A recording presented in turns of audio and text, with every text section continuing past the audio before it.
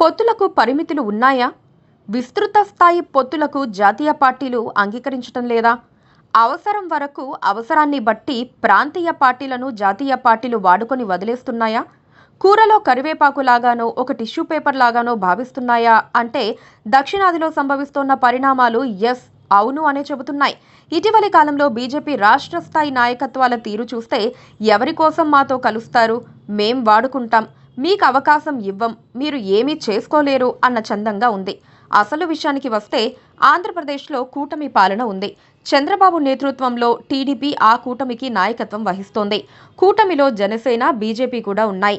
రాజకీయ అనివార్యతలతో బీజేపీని, జనసేనను టీడీపీ కలుపుకుపోవాల్సి వచ్చింది. ఒంటరిగా పోటీ చేస్తే జగన్ రెడ్డిని ఓడించడం కష్టమని ఆ మూడు పార్టీలు గ్రహించినందునే ఒకటయ్యాయి. పొత్తు పార్టీ ప్రతి డిమాండ్ను టీడీపీ నెరవేర్చుతూనే ఉంది. వారి సమర్థతకు మించి అవకాశాలిస్తోంది. ఈ క్రమంలో పొత్తును విస్తరించి తెలంగాణలో కూడా చట్టాపట్టాలేసుకోవాలని టీడీపీ భావిస్తోంది.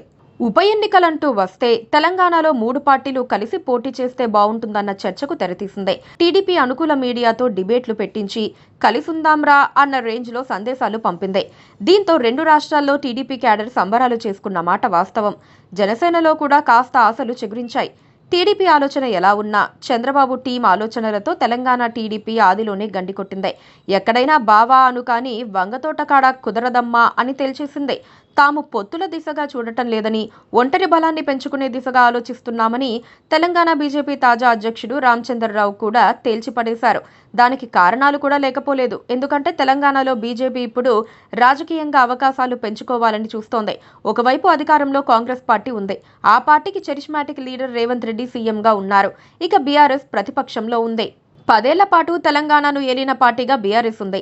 ఈ మధ్యలో బీజేపీ ఉంది. బీజేపీ జాతీయ స్థాయిలో బలంగా ఉన్నా తెలంగాణలో మాత్రం ఎందుకో ఎత్తి గిల్లలేకపోతోంది.